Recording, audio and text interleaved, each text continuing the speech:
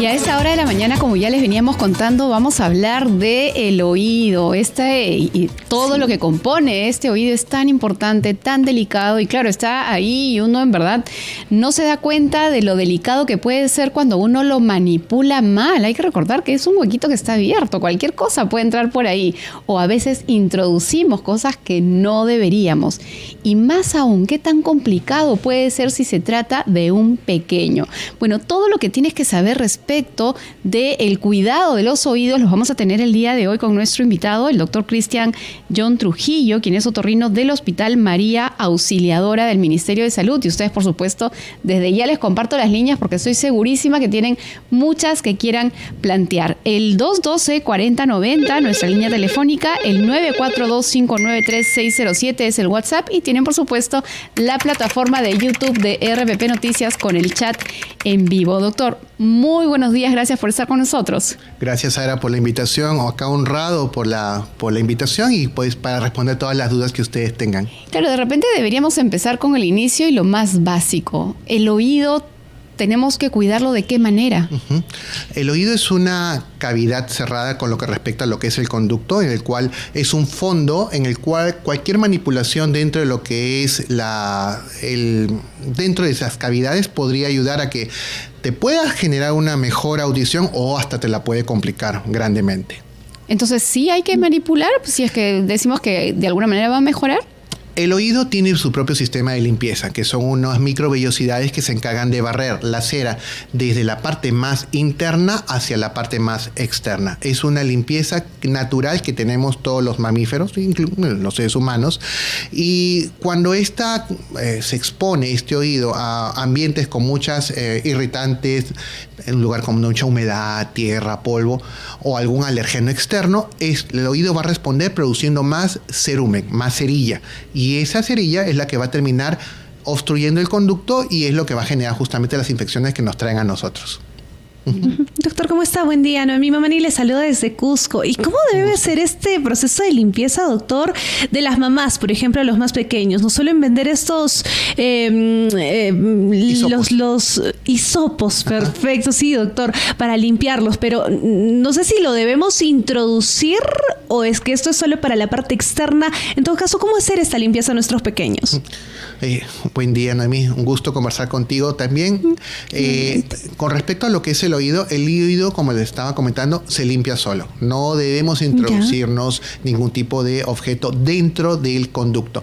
Si bien es cierto, la venta de hisopos es muy libre para poder nosotros adquirir algún tipo de limpieza, lo que se estipula es que la forma redondeada sirva para hacer una limpieza, por así decirlo, dentro de lo que es la parte más externa. O sea, la oreja. Las circunvoluciones.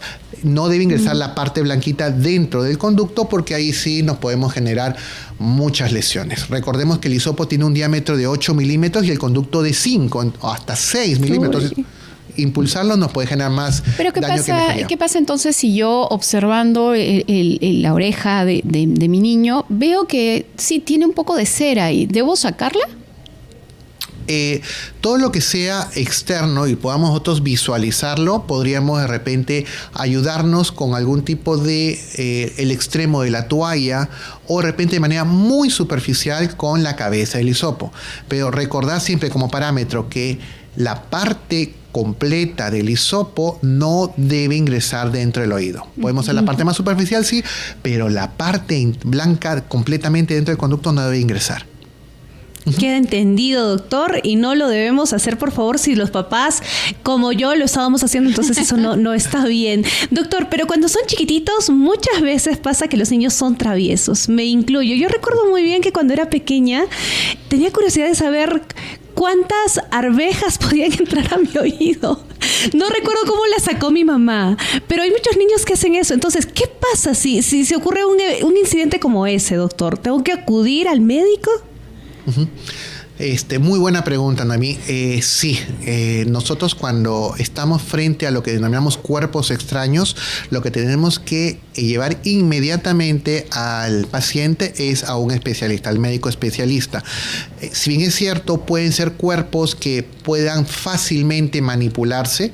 El gran problema que tenemos es que en el caso, por ejemplo, de Noemí, que se colocó una alberja o una lenteja, son cuerpos hidrofílicos. O sea, tú le colocas alguna sustancia y va a ganar volumen. Entonces, en una cavidad cerrada que gane volumen, te va a generar un dolor increíble. Así que no lo manipulen, por favor, tanto a las mamás o los familiares, y tráiganlo inmediatamente a un especialista para que podamos extraerlo. Ahora que Noemí mencionaba este caso, me ponía a pensar en la gente que vive en la Amazonía, donde hay bastantes mosquitos. Uh-huh.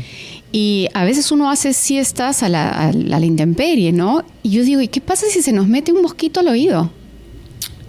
Muy buena acotación. Actualmente, por la temperatura, hay mucha migración de estos artrópodos, de estos insectos, y durante la noche, mientras están viajando, buscan un lugar donde colonizar y aprovechan justamente los conductos, que es un lugar cálido, cerrado, oscuro, para poder su nido. Entonces, muchas de nuestras emergencias son por presencia de estos. Tenemos escarabajos, tenemos gorgojos, wow. Tenemos hasta cucarachas. ¿Y cómo lo sacan? Dentro del oído. Eso nosotros lo que hacemos en la consulta es primero inmovilizarlo. Lo inmovilizamos con una sustancia que no vaya a irritar al animal. Por ejemplo, glicerina. Usamos glicerina para inmovilizarlo, porque recordemos que las alas de este artrópodo puede estimular al conducto y producir náuseas, vómitos, desmayos. Entonces, lo que hacemos es inmovilizarlo con cualquier sustancia oleosa e inmediatamente hacer un lavado de oído. Uh-huh. Uh-huh.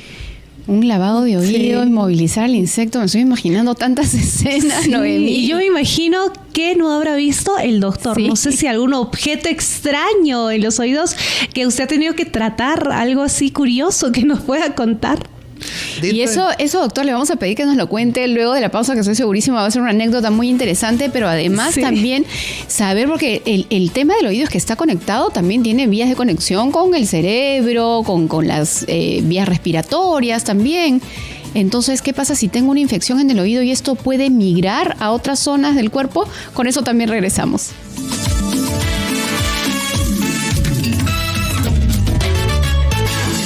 Encendidos. Estamos acompañando y hablando justamente del cuidado del oído. Ya el doctor Cristian John Trujillo, quien es otorrino del Hospital María Auxiliadora, nos explica que nosotros no tenemos que hacer limpiezas del oído ni absolutamente manipularlo, salvo que veamos, observamos alguna cosa que ya se está saliendo, que generalmente es la cera, y con una toallita limpia, pues simplemente retiramos ese excedente.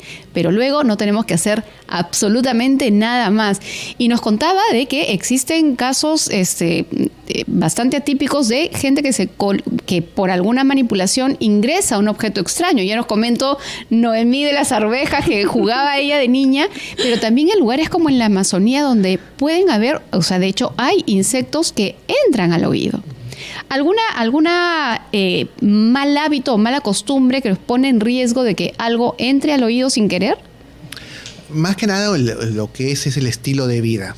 Nosotros buscamos siempre tratar de tener la mayor eliminación de gérmenes dentro de nuestra vida diaria. Entonces usamos un hisopo creyendo que de repente el uso diario de este insumo va a permitir que el oído esté mucho más limpio, cuando en verdad siempre tenemos que tener una pequeña capa de cera en el conducto para que genere una protección. La cerilla tiene enzimas que tienen propiedades bacteriostáticas, tiene una propiedad termorreguladora. O sea, va a hacer que el conducto esté lubricadito, protegido, y encima va a proteger para que cualquier otro tipo de gérmenes no lo vayan a adquirir. El uso excesivo de hisopos, por más que digan, no, a mí yo me estoy limpiando, va a perjudicarlo más que ayudarlo. Uh-huh. Perfecto, doctor. Y quedó pendiente esa anécdota suya de algún cuerpo extraño, lo más, no sé, inusual que usted ha logrado ver durante sus años de trabajo en el hospital. Bueno, historias hay varias, mi estimada Noemí. Yo creo que lo más complicado que nos ha tocado a nosotros, y es algo que podríamos poner en advertencia a los padres, es la plastelina. La plastelina es completamente difícil de extraer, porque no reacciona a un lavado de oído, a una limpieza por irrigación, y cuando queremos extraerlo por medio de algún tipo de cucharillas o curetas es muy incómodo para el paciente y es altamente irritable sobre las paredes del conducto y genera solamente una infección posterior. Claro, eso es lo más complicado. Y brevemente, ¿esas infecciones pueden migrar, por ejemplo, al cerebro o a las vías respiratorias? La parte buena del conducto es que en la parte final encontramos lo que es la membrana timpánica. Si la membrana timpánica está íntegra y no se daña, la infección va a quedarse solamente en esa localización. Pero si es que hay una perforación, ya sea anterior o accidental al momento de extraer o manipularse el oído, puede migrar hacia una cavidad estéril, que es el oído medio, y fácilmente irse al hueso, que llamamos posterior, hueso mastoideo, o irse directamente hacia la trompa y generar alguna infección sistémica. Vamos a recibir a María del Carmen. Ella nos está llamando desde el Callao. Hola, María del Carmen, te escuchamos. Sí, buen día, muchas gracias. Felicitaciones por el programa. Sí, mi pregunta al especialista es referente a la resequedad que tengo en los oídos. O sea, no tengo nada de seguro. Me temo de que puede ingresar algo y no pueda retirarlo, ¿no? ¿Qué edad tienes, María del Carmen? ¿Perdón? ¿Qué edad tienes? 74. 74. Ella nos comenta que lo que tiene es sequedad, más bien, no fabrica serum, al parecer. Sí, gracias por tu pregunta, María del Carmen. Yo te comento, por la temporada, ahora por el calor tiende a resecar las cavidades y el oído no está exenta de eso. Entonces, hay muchos pacientes que ahora en verano se exacerba, se incrementa más la resequedad de los conductos, lo que llamamos una otitis externa eczematosa. En esos casos, nosotros recomendamos utilizar una crema de corticoide de una vez o 2 veces al día, dependiendo del grado de inflamación que tenga, por un tiempo muy corto. La finalidad de este crema es lubricar esas paredes. Lo utilizamos colocando un poco la crema en el dedo pequeño y lo introducimos todas las noches por espacio de unas 7 a 10 días y eso te va a ayudar muchísimo. Una vez que se lubrica el conducto, te va a dejar las molestias por un buen tiempo. Todo esto es medicado, doctor, ¿verdad? Sí. Normalmente preferimos, si fuera el caso, que vayamos con el especialista para que él pueda evaluar cómo se encuentra tu conducto, porque puede haber alguna lesión, una erosión o una perforación que de repente el uso de cualquier otro producto pudiera incrementar más las complicaciones. Hay personas que de pronto sienten picazón y se van a la farmacia y dicen, deme unas gotitas para el oído. ¿Está bien hacer esto? ¿Cuándo es momento de ir a una consulta? ¿Cómo me doy cuenta que ya tengo una infección? El síntoma, la picazón es un síntoma que tiene el paciente y que puede responder a varios factores, desde algo muy sencillo como una resequedad, o también podemos estar hablando de una micosis, unos honguitos que ahora pues puede ocurrir por el verano. Entonces, ambos, tanto la resequedad como los honguitos, produce picazón. ¿Cuándo es imperativo ir al especialista? Cuando esta picazón tiene más de 48 horas, cuando genera dolor y cuando empieza a emanar algún tipo de secreción. No necesariamente tiene que ser blanca, amarilla, roja, sino cualquier secreción. Así que ir a la farmacia resuelve mucho el problema. El detalle está en que no sabemos, el químico farmacéutico no tiene un aparatito para verte la oreja y se va a arriesgar a que te dé algo que te puede perjudicar más que ayudar. Ahora, doctor, hay lavados que hacen especialistas, lavados con, bueno, la sustancia que ustedes utilicen, pero ¿eso cada cuánto tiempo se hace? ¿Cuál? El lavado ¿Hay de unos oídos. lavados? Perdón, disculpa. Sí, lavado de oídos. Ya, el lavado de oídos se hace únicamente cuando se necesita realmente extraer algo del conducto. Si es que, como le comentaba a Sara, es normal que haya una pequeña capa de cera en las paredes del conducto. Es normal, no debe estar impoluto, inmaculado, porque si no quitamos al conducto de la protección natural que tiene. El lavado se debe hacer cuando hay algo que está obstruyendo el conducto y se pueda revisar.